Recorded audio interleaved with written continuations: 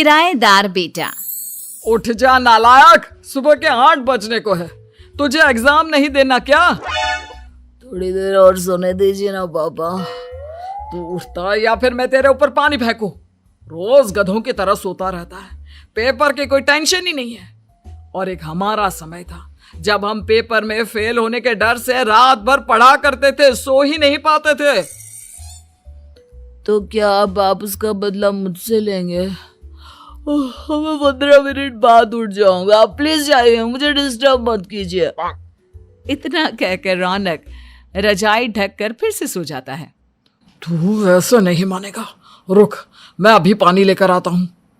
बस फिर क्या था, इतना कहकर वो भागते हुए बाथरूम में जाते हैं और पानी की एक बड़ी सी बाल्टी लाकर रौनक के ऊपर फेंक देते हैं। पानी पड़ते ही रौनक झट से उठ जाता है। ये आपने क्या किया पापा? अब तो उठेगा नहीं तो यही करना पड़ेगा ना। वैसे थैंक्स डैड, आपके कारण ना अब मुझे नहाने की भी जरूरत नहीं पड़ेगी। चलिए अब आप माँ से बोलकर मेरे कपड़े निकलवा दीजिए, तब तक मैं ब्रश कर लेता हूँ। वैसे कल ना आप एक काम और करना, नहलाने के साथ साथ मुझे ब्रश भी करवा देना। ये ब्रश करने में ना मुझे बहुत आलस आता है। रौनक की बातों से अरविंद का मुंह खुला का खुला रह जाता है। वो अपनी पत्नी कमला के पास जाता है और रौनक की हरकतों के बारे में बताता है, जिसे सुन उसकी पत्नी हंसने लगती है। तुम अपने बेटे को समझाने के बजाय हंस रही हो। रौनक बच्चा है, धीरे धीरे सुधर जाएगा, आप क्यों उसके पीछे पड़े रहते हो? अभी नहीं सुधरेगा तो कब सुधरेगा? 10वीं क्लास में है रौनक, वो अब कोई बच्चा नहीं रहा। अरविंद की इतना बोलते ही वहां रौनक भी आ जाता है। क्या डैड, मैंने आपको एक काम दिया था, वो भी नहीं हुआ आपसे। अरे क्या हुआ बेटा? माँ, मैंने डैड से बोला था कि वो आपको बोलकर मेरे स्कूल की यूनिफॉर्म निकाल दे, लेकिन मेरे पीछे पड़ने के अलावा इनसे एक काम ढंग से नहीं होता। देख रही हो कमला, देख रही हो अपने लाडले को? अरे आप चुप रहिए जी। चलो बेटा, मैं तुम्हें कपड़े निकाल कर दे देती हूँ। बस ऐसे ही साल पर साल बीतते जाते हैं, लेकिन रौनक के रवैये में कोई बदलाव नहीं आता। वो पहले से भी ज्यादा आलसी और पूरी तरह अपने माता पिता पर निर्भर हो जाता है। 2 साल बाद पता नहीं कहाँ गायब रहता है पूरे दिन, अब तक तो आ जाना चाहिए था। अरे आप इतनी फिक्र क्यों कर रहे हैं उसकी? दोस्तों के साथ खेल रहा होगा, आ जाएगा अभी। ये कोई टाइम है खेलने का? 10 बजने वाले हैं, इतनी रात में कौन खेलता है? कमला कुछ कहती उससे पहले ही रौनक वहां आ जाता है। मम्मी जल्दी से खाना लगा दो, बहुत भूख लग रही है। तुम्हें तब तक खाना नहीं मिलेगा जब तक तुम बता नहीं देते कि इतनी रात गए कहाँ से आ रहे हो। ओह प्लीज डैड, अब आप एसी पे प्रद्युमन बनकर मेरे सर पर बंदूक लेकर मत बैठ जाना। अपनी फालतू की बकवास बंद कर और बता कहाँ से आ रहा है। माँ अब समझाइए ना डैड को। बता देना बेटा, इनको भी तसल्ली हो जाएगी।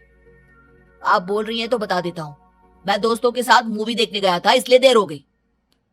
तो इन सब चीजों में मेरे पैसे उड़ाता है? कभी 1 रुपया कमाने के बारे में सोचा है तूने?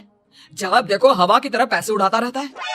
माँ अब आप इन्हें चुप करा दीजिए, वरना ना मुझे गुस्सा आ जाएगा। अच्छा क्या कर लेगा? बता ना, क्या कर लेगा तू? वैसे बात तो ठीक ही है, मैं कर ही क्या सकता हूँ, पैसे तो फिर भी मैं आपसे ही मांगूंगा ना। चलिए अब ये सब बात छोड़िए और मम्मी मेरे लिए खाना लगा दीजिए। अभी लगा देती हूँ बेटा। मैं बता रहा हूँ कमला, एक दिन ये ऐसे ही बिगड़ जाएगा। उफ़ो, आप क्यों इतना पीछे पड़े रहते हो मेरे बच्चे के? बात की बात में देखेंगे, अभी आप शांति से उसे खाना खाने देंगे? अगले दिन। डैडी मुझे 10,000 रुपए चाहिए। हाँ? अब इतने पैसे क्यों चाहिए तुझे? डैड आप बिना सवाल किए कभी पैसे नहीं दे सकते क्या? जब तक तू बताएगा नहीं तुझे पैसे भी नहीं मिलेंगे। अरे अब आप अपने बेटे को पैसे भी नहीं दे सकते? नालायक, तेरी उम्र के लोग नौकरी करते हैं और एक तू है जो नौकरी करने का नाम ही नहीं लेता कभी। आप लोगों के होते हुए भला मैं नौकरी क्यों करूं? अरे हम कब तक पैसे देंगे तुझे? तुझे भी तो अपने पैरों पर खड़ा होना होगा ना। कौन सा उधार के पैरों पर खड़ा हूँ? अपने ही तो पैरों पर खड़ा हूँ मैं। इसी तरह रौनक दिन प्रतिदिन लापरवाह होता जाता है।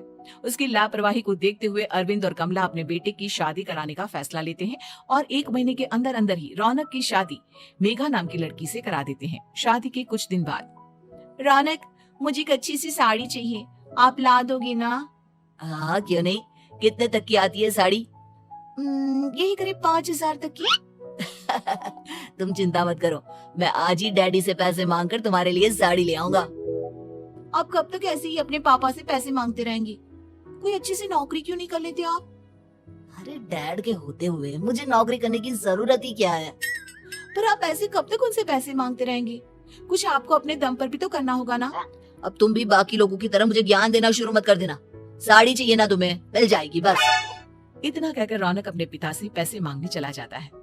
डैडी, मुझे 5,000 रुपया चाहिए। अब 5,000 क्यों चाहिए तुझे? वो मेघा को साड़ी चाहिए थी।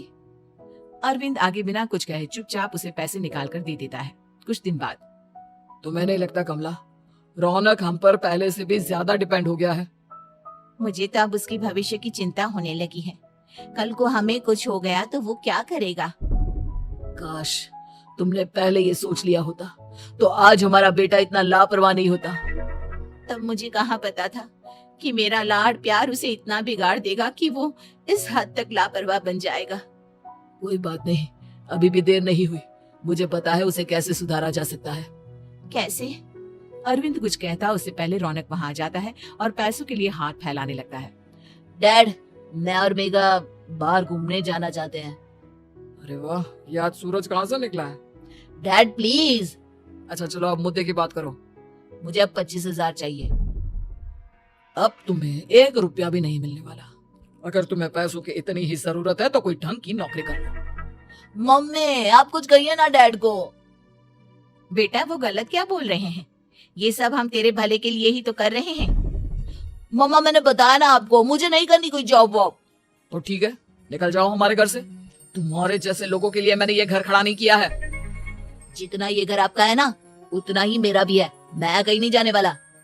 जाना तो पड़ेगा ही तुझे, क्योंकि अब मैं तेरा कोई भी खर्चा नहीं उठाने वाला। ठीक है, मत उठाइए मेरा खर्चा, मैं अपने दम पर भी जी सकता हूँ। तो बेशर्मों की तरह अब तक यहाँ क्यों खड़ा है? अपना सामान ले आओ, निकल जाए यहाँ से। रौनक पैर पटकते हुए वहां से चला जाता है। घर से निकालना जरूरी है क्या उसे? बिना पैसों के कौन रखेगा उसे किराए पर?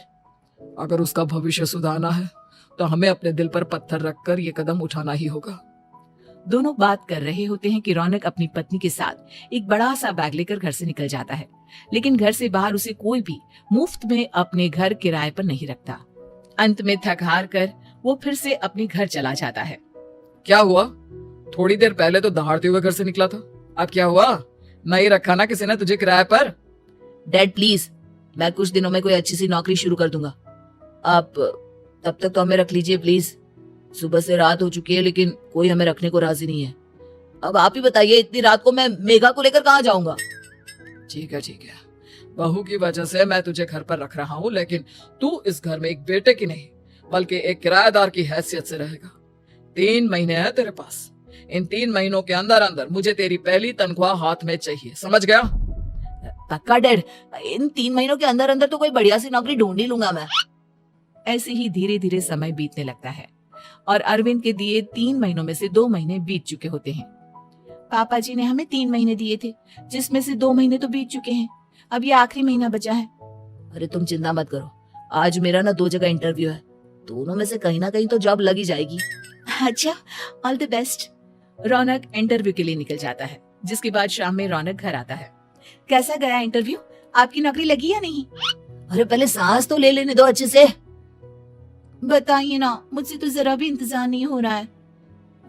वो दरअसल बात यह है कि मेरी नौकरी तो लग चुकी है लेकिन पैसे बहुत कम है। कितने पैसे हैं? 15,000। इतने में अरविंद और कमला मिठाई का डिब्बा लेकर आ जाते हैं। बधाई हो बेटा। हम जानते थे तेरी जॉब जरूर लगेगी।